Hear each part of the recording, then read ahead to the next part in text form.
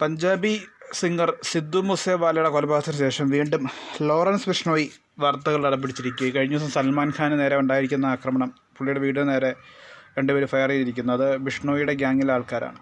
അപ്പം ബിഷ്ണോയിയുടെ അനിയൻ ഇതിൻ്റെ ഉത്തരവാദിത്വം ഏറ്റെടുത്തിട്ടുണ്ട്. പിന്നെ ഗോൾഡി ബ്രാർ കിടക്കുന്നത് കാനഡയിലാണ്. അപ്പോൾ അവിടെ ഇരുന്നുകൊണ്ട് പുള്ളി വീണ്ടും ഫേസ്ബുക്ക് വഴി ഇതിൻ്റെ ഉത്തരവാദിത്വം ഏറ്റെടുത്തിട്ടുണ്ട്.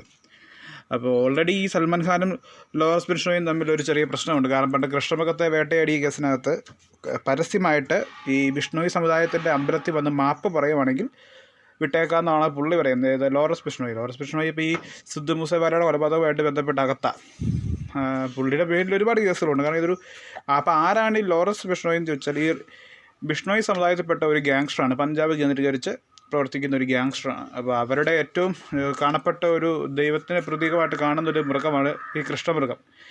അപ്പോൾ അതിനെ വേട്ടയാടി, കൃഷ്ണൻ വേട്ടയാടി. അപ്പോൾ അതിനെ